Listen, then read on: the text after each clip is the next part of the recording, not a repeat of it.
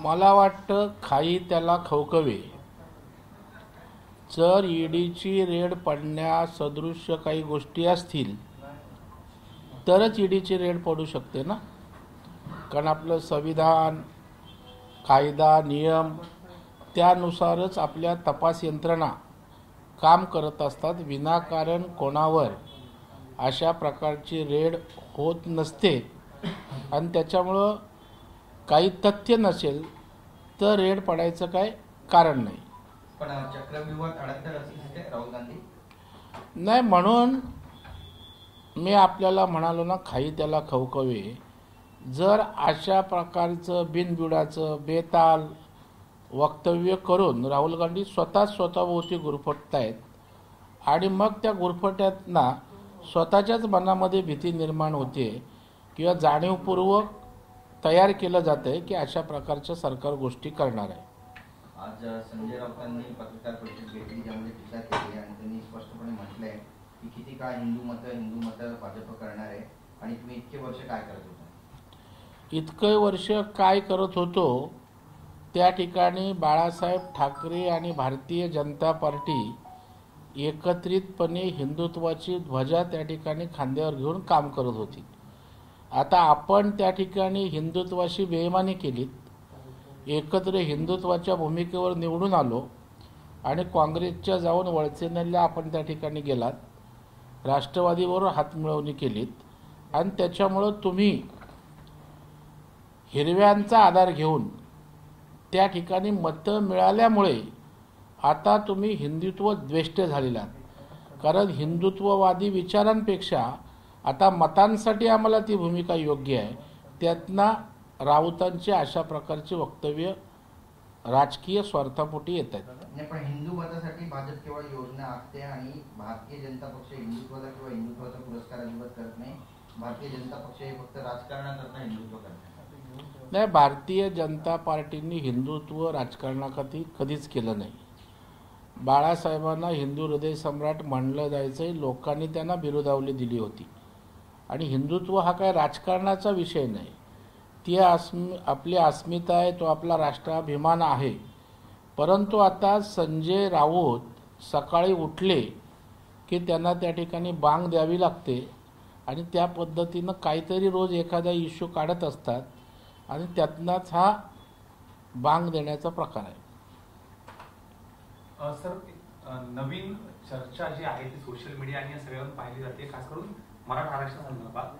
EWS आरक्षण केल्यामुळं मराठा समाजाला फायदा होण्याऐवजी तोटा झाल्याचं आता जरांगे पाटील किंवा त्यांचे समर्थक देखील बोलायला लागलेत.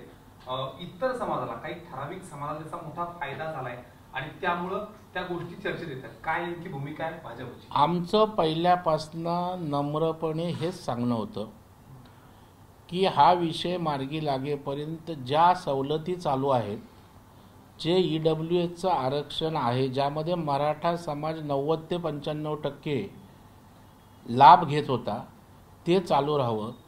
परंतु या ठिकाणी जरांगेने प्रश्न निर्माण केल्यानंतर त्या ठिकाणी लीगल टेक्निकल ग्राउंडवर ते ईडब्ल्यूएसचा लाभ मराठा समाजातील तरुण घेऊ शकले नाहीत. त्यांचं मोठ्या प्रमाणावर नुकसान झालं. मग आता या झालेल्या नुकसानाची जबाबदारी कोणाची, ती स्वीकारायला पाहिजे ना.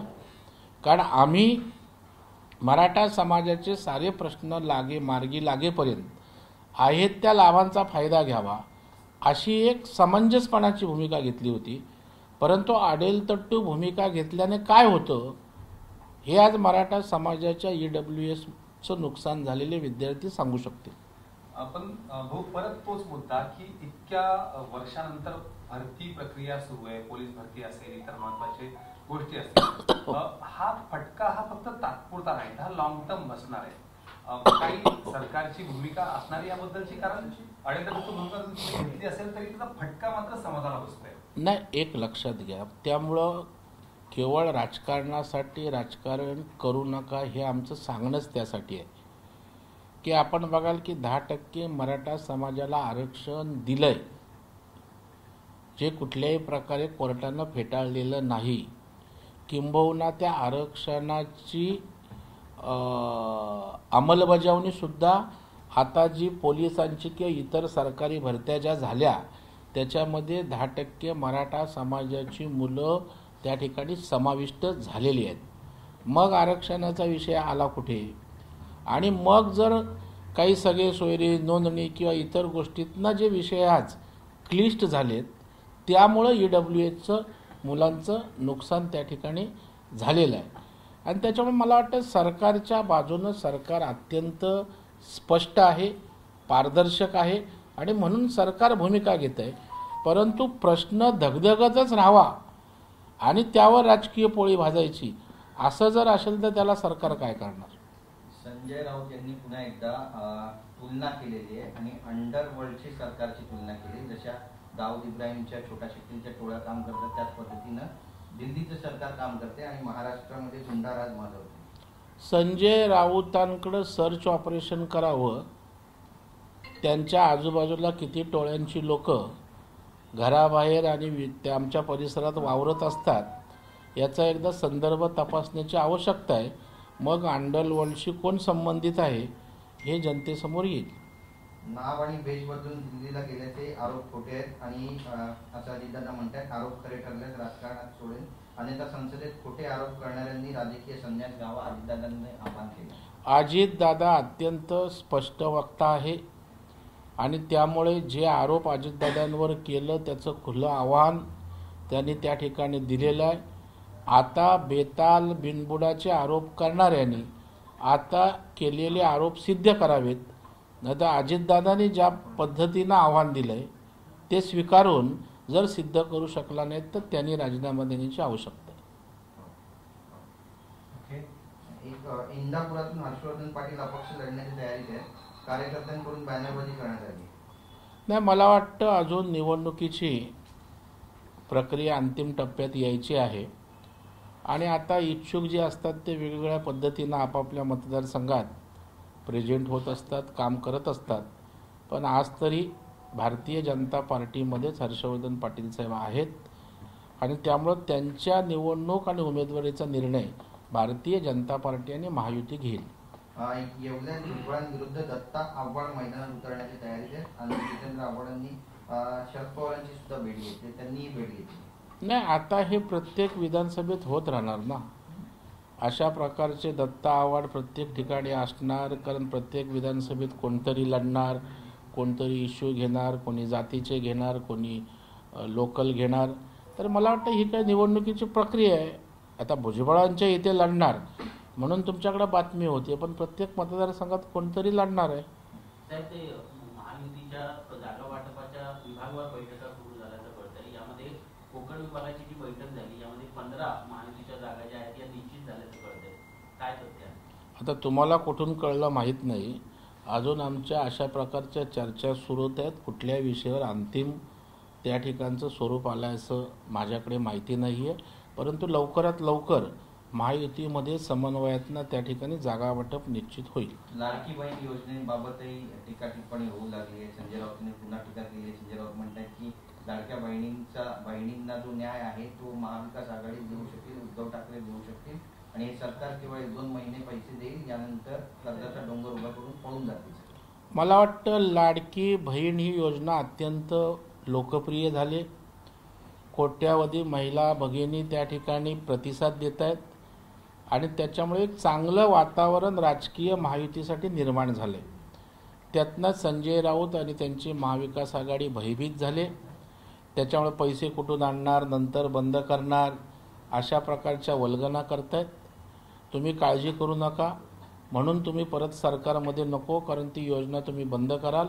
आम्ही चालू केलेली योजना जर कंटिन्यू व्हायला पाहिजे तर सरकारी आमचं त्या ठिकाणी या महिला भगिनी निश्चितपणे या ठिकाणी आणतील. त्याच्यामुळे संजय राऊत आपण चिंता करू नका. बजेटमध्ये तरतूद केले आणि येणाऱ्या काळातसुद्धा महायुतीचं सरकार येईल. या लाडक्या बहिणींचा हा विषय अशाच पद्धतीनं ताकदीनं पुढं नेतील, किंबहुना आणखी त्यात ॲड करणाऱ्या आणखी चांगल्या गोष्टी आणू. महायुतीकडनं सर्वेक्षण केलं जातं आणि त्यामध्ये निष्क्रिय आमदार जे आहेत ज्यांच्याबद्दल काही बाजू समोर येतात त्यांना घरी बसवण्यात येऊन नवीन चेहऱ्यांना संधी दिली जाते. साधारणपणे 15 ते 20 आमदारांची नावं यामध्ये समोर येतात. आता तुमच्याकडून कुठे नावं येतात मला माहीत नाही, आता निष्क्रिय आमदार असतील तर जनरली सगळेच पक्ष निवडून येण्याच्या मेरिटवर त्या ठिकाणी उमेदवारी ठरवत असतात, किंवा निष्क्रिय असतील तर त्यांना पुन्हा सक्रिय करण्यायोग्य वातावरण असेल तर त्यांना चान्सही देतात. मला वाटते निवडणुकीची चयन करण्याची एक प्रक्रिया आहे प्रत्येक पक्षाची, आणि त्याप्रमाणे महायुतीतलेही आपापले पक्ष आपल्या उमेदवारी संदर्भात चाचपणी करत असताना निष्क्रियता हा तर एक महत्त्वाचा भाग असतोच.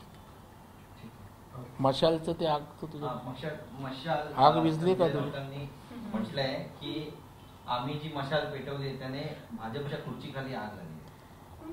मला वाटतं ह्यांची मशाल आहे, पण ती कुणाच्या हातात आहे ते त्यांनी तपासून घ्यावं. आणि ह्यांनी हाताच्या साह्यानं लावलेल्या मशालीनं कोण तुतारी वाजवतंय याचं त्यांनी जरा आत्मपरीक्षण करावं. त्यांच्यामुळे आमच्या बुडाला आग लागणार नाही, तर हात आणि तुतारी सक्षम आहे, तुम्हाला भस्मसात केल्याशिवाय राजकीयदृष्ट्या राहणार. एबीपी माझा, उघडा डोळे बघा नीट.